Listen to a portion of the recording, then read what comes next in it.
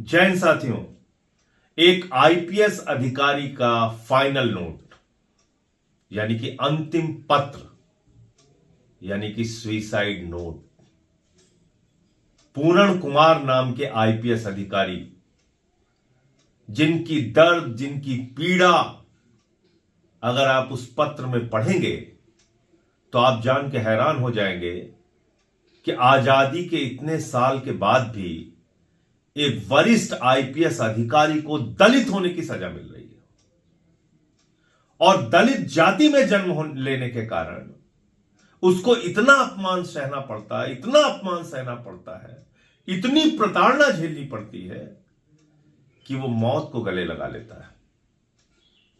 और यही पूरा मामला है पूर्ण कुमार का। आज मेन स्ट्रीम मीडिया में इसकी कोई चर्चा नहीं है, किसी टीवी चैनल पे कोई डिबेट नहीं हो रही है। सारा गोदी मीडिया सिर्फ और सिर्फ देश के प्रधानमंत्री और भारतीय जनता पार्टी की तारीफ करने में जुटा रहता है। मैं पूछना चाहता हूं, इतना बड़ा मामला हो गया, किस टीवी चैनल पे डिबेट हो रही है? यह कोई सामान्य बात नहीं है।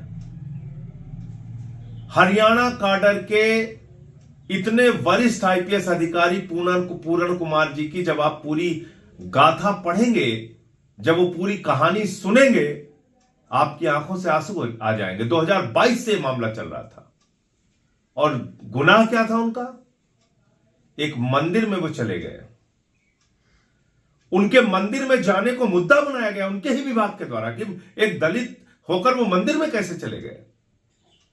आप सोचिए, एक आईपीएस अधिकारी मंदिर में चला गया क्योंकि वो दलित समाज से है, इसलिए उसको मुद्दा बनाया जाता है उनके ही विभाग के द्वारा। भारतीय जनता पार्टी के राज में हरियाणा में 2022 में उनकी पत्नी जो है वो आईएएस है। इससे बड़ी कौन सी नौकरी होती है हिंदुस्तान में? एक आईएएस, एक आईपीएस।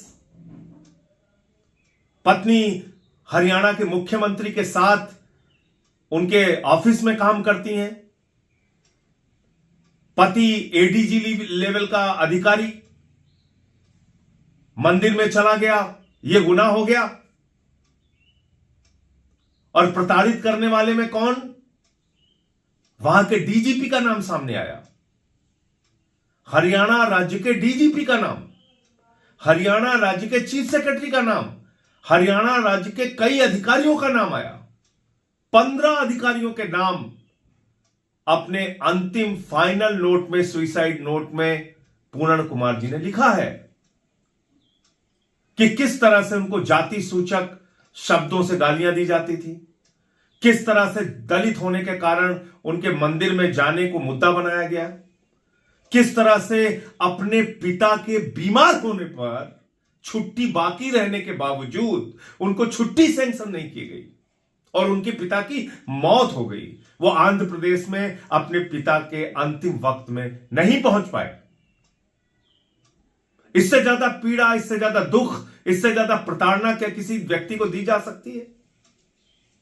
फिर उसी आदमी के खिलाफ, और इन्हीं पूर्ण कुमार जी ने ऐसा नहीं कि इस मामले को दबाया, इन्होंने इन तमाम घटनाओं की शिकायत की वरिष्ठ अधिकारियों से, कोई कार्रवाई नहीं हुई। और सिर्फ शिकायत नहीं की, हरियाणा के, पंजाब के हाई कोर्ट में, चंडीगढ़ में हाई कोर्ट में याचिका दाखिल की, फिर भी कोई कार्रवाई नहीं हुई। उल्टा इनको हटा के,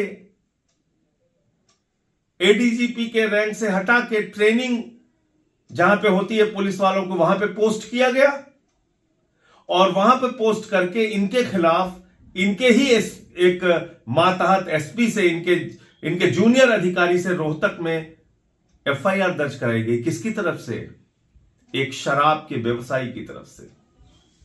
और यह कहा गया कि पूर्ण कुमार जी का जो स्टाफ था वो 2.5 लाख रुपए की रिश्वत मांग रहा था और एफआईआर दर्ज की गई पूर्ण कुमार के नाम पे।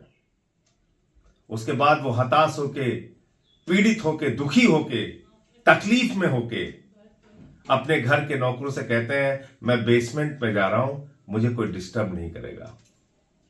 जाते हैं, 8 पेज की चिट्ठी लिखते हैं और आत्महत्या कर लेते हैं। मरने से पहले अपनी वो चिट्ठी अपनी पत्नी को भेजते हैं, अपने दोस्तों को भेजते हैं। उनकी पत्नी ने एफआईआर दर्ज कराने के लिए चंडीगढ़ के एक थाने में एप्लीकेशन दी है। पता नहीं क्या कार्रवाई होगी, क्योंकि ये नया भारत है, मोदी जी का नया भारत, जहां बड़ी अर्थव्यवस्था की बात की जाती है, विकसित भारत की बात की जाती है, डिजिटल इंडिया की बात की जाती है, आपके गौरवमयी इतिहास के बारे में बार बार चर्चा की जाती है। एक मुख्य न्यायाधीश के पद पर बैठे हुए चीफ जस्टिस सुरक्षित नहीं, उनको गालियां दी जाएंगी, उनको मौत के घाट उतारने की धमकी दी जाएगी, उनके ऊपर जूते फेंके जाएंगे, उनके गले में हांडी बांधी जाएगी। एक आईपीएस अधिकारी जो 25 साल से आईपीएस की नौकरी कर रहा है, जिसकी पत्नी खुद आईएएस है, उसको जाति सूचक शब्दों से गालियां दी जाएंगी। यह नया भारत है, यह है मोदी का नया भारत, यह है भाजपा का नया भारत। सोचना आपको होगा, अगर आजादी के 78 साल के बाद भी इस देश के दलितों को, पिछड़ों को, आदिवासियों को, मुसलमानों को जानवरों की तरह ट्रीट किया जा रहा है, जानवरों की तरह उनसे व्यवहार किया जा रहा है, तो एक ऐसा नया भारत हम लोग बना रहे हैं। यह सोचना है आपको, और इंसाफ की आवाज उठाइए। मत उम्मीद रखिए गोदी मीडिया से। कम से कम इतना तो कर सकते हैं, जैसे मैंने एक वीडियो बनाया पूर्ण कुमार के पक्ष में, एक वीडियो ही बना दीजिए, कुछ तो बोलिए, लगे तो आपकी चेतना जिंदा है, ऐसा महसूस तो हो कि इस देश में कुछ लोगों के मन में ऐसी घटनाओं को सुन के पीड़ा होती है। कुछ बोलिए, आवाज उठाइए। जय हिंद।